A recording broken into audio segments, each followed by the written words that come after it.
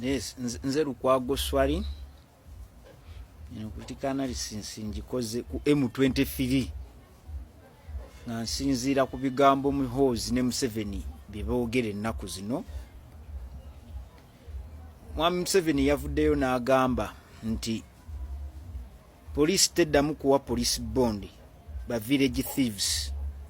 Muhoozi n'agamba okukola ku buli musirikale ataatweke command ya kukwata buli Munnayuganda eyeetaba mu meeting ezivumirira famire ye. Naye nga M23 olwamaze bakuba Congo badduse ne bajja era mu Uganda nga mu 2013 we bakola South Africa we yakuba we Air Force, South African Air Force we yakuba mu bbanga, Tanzania nekuba wansi ne badduka e Uganda ne baddukira ne Rwanda. Era basinga nnyo kubeera wano kireka wano ku asimanyi rapid response unit awo nga Museveni buli bwe tuba tugenda mu byobufuzi nga abajjayo n'abadeployinga ku streets of Kampala, era beebo abasinga okutta ennyo Abannayuganda on 18th and 19th of November 2020. Beebo abakuba Abannayuganda amasasi n'amuttirawo nga talinamu wadde ekisa. Era we babagobye Congo kuba emundu eri kutokota mu North Kivu bali bakuba. Amagye ga Burundi gegesse ne Wazalendo, then aga Congo ne gegatta ne FDLR, milisha y'Abahutu abaagala okudda e Rwanda. Nga olaba Kagame we baali wano ne bazimba milisha yabwe gye bayita RPF, Rwandan Patriotic Force. Museveni n'agiwa ebijambiya n'emmundu kuba okugenda baali tebannatuusa kugenda aba RPF. Museveni n'akwata scholarship n'agiwa Rwejema agende mu America asome. Habyarimana n'ajjaawo n'amugamba Habyarimana ye yatikkira n'abaamukuba, that political blunder, he miscalculated. Museveni n'amugamba tebagenda kudda, kati tebagenda kudda. Rwejema n'agamba nze sigenda asoma. In fact ye yali oba deputy defense minister Rwejema n'agamba nze sijja kugenda. Wana Abaganda batuboola kuba ebiseera ebyo nga bakulu baffe bamaama bajjajja nga balangira Museveni nti oyagala kuleeta wano Hima Tusi dynasty nga gwe kabaka waayo. Rwejema we yawulira nga babalangira nnyo, scholarship agiganye ne bagiwa Kagame n'agenda. Kagame agenda osema Rwejema eyali so ambitious sale musale ne Museveni ne bamugamba ono ajja kuba uncontrollable ne bamunyiga. Sale musale n'atowa order, simanyi babunyanyezi babayingana nabo babanyige mbu be bamutta. Era okufa kwa Rwejema bakukuuma nga kwakyama, bagambako mukazi we yekka. Sejjusa ye yabyogedde sinze yaliyo kubanga n'ebijambiya byonna byakola kibyavaano. So Museveni we yasobola okukwata emmundu n'aziwa abagwira ne bagenda ne bajjako gavumenti ya Habyarimana. In fact bamuttira na mu plane crash ne president wa Burundi n'owa Rwanda Habyarimana. Olukwe lwava Tanzania kuba baali bava Tanzania, ne president wa Tanzania olukwe olw'okutta Habyarimana ne munne yalulimu ne babawa emmundu. Abahutu abo Mobutu ye yali abasembeza, mu kubasembeza America Abangereza ne bayambako ba Museveni bano okuwamba obuyinza, kubanga international community abamu ku basirikale baayo Bakagame babatta.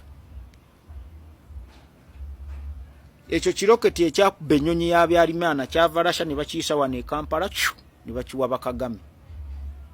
So history wali awo abuzaabuza. Kati abo Abahutu abadduka ne bagenda e Congo ne bakola FDLR. Museveni n'alagira Kagame alikurutinga abatuusi abaali mu Uvira ne Masisi. We yabali kurutinga yabagamba recruit 1000. Kagame ye n'alikurutinga more than 1000. Ne basooka ne bawagira Bemba mu ML. Kagame we yamalo bali kurutinga ba Museveni mu second Congolese war ne bawagira Bemba Museveni ne bawagira Bemba Jean Pierre Bemba ne Movement for the Liberation of Congo MLC ba Museveni. Then Kagame ne bakola je tuyita Kagame ye nawagira RCD je bayita Rare for Congolese Democracy tukeyo e Congo. RCD yajjamu ebibinja bibiri. Waliwo RCD ye Goma eyawagirwa Kagame ne wajjawo RCD ewagirwa Museveni ne zitokote ekisangani. Talo lwe muulira Kisangani 1 and Kisangani 2 bakazini be babirimu ebyo. So we batuuke Congo balwana ensi ne ziyingirawo endala.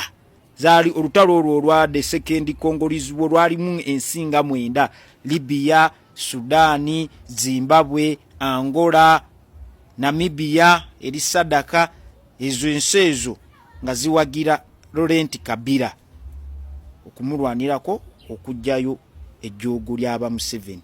Ba Museveni bamala bagobe Congo, simanyi waliwo Pretoria Agreement mu 2002 Sun City, ebyo byonna mubijjukira. So abasajja bano Museveni tebaatuula nga bo kyebaagala Congo kuteekako president nga waabwe Laurent Kabila ne bamukuba essasi.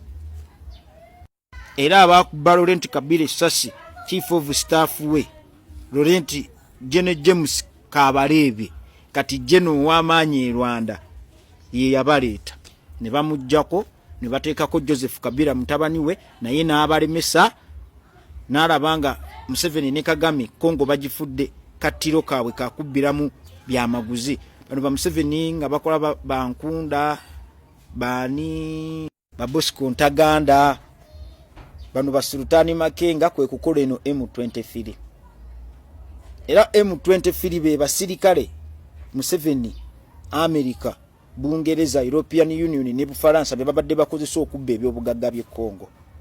Paka we batuuse nga tebakyetaaga service zaabwe ne bagamba tubakooye kati emundu eri mu kutokota. Naye Museveni yabaleese wano mu Uganda. Ono muwozi bi statement be yakoze nti mu abasirikale bali kubatendeka kuba abamu babali kurutinzo okuva Mozambique, Central African Republic, Congo, abanyamulenge baagala kukola kye tuyita interahamwe militia. Ng'omulimu gwayo bamanyi gravite y'akalulu ke tugenda mu kuba Abannayuganda babakooye era bali kubatendeka babaleese munabe mu 23. Bali kubatendeka bagenda baboogera olulimi olwo Luswayiri, ennimi bbiri n'Olunyarwanda. Kati tulina okugenda mu kalulu nga mukitegedde nti M23 eri mu Uganda be bagenda manning up security, bagenda bawa uniform za SFC n'eza UPDF. So tulina okubasalira amagezi nga bukyali aba M23. Mulabye waje baava bazze bakoleba batya. M23 militia Museveni ne Kagame gye babadde bakozesa okubba ebyobugagga e Congo bagigobyeyo. Era Anthony Blinken yagambye Kagame jamaje, Anthony Blinken wa America, ja amaje go mu Congo. In fact baagala amaje ga Uganda ne Congo gave ne amaje ga Uganda ne Rwanda gave e Congo. Foreign armies kubanga zibadde so much involved in perpetrating the mayhem in Democratic Republic of Congo. Kati baagala gaveyo.